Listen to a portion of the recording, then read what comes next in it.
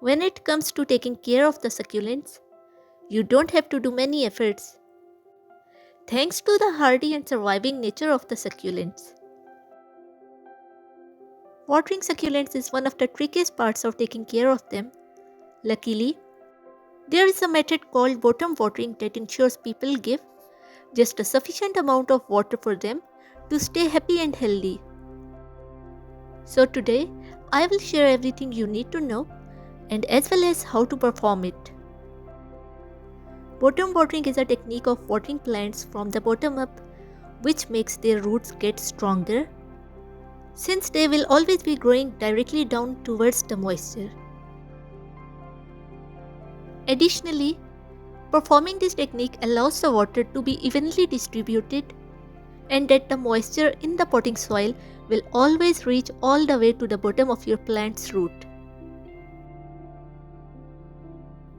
Now, I will tell you how to perform it.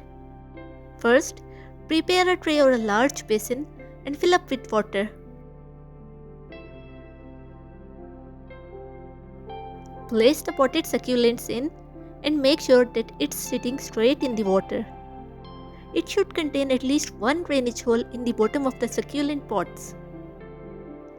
Otherwise, repot it into a bottom watering pot containing drainage holes. Leave the pot in the tray for 5 to 15 minutes depending on the size of your pot. The potting soil will absorb water from the tray as its requirement. Wait until the top of the soil shows the sign of moisture.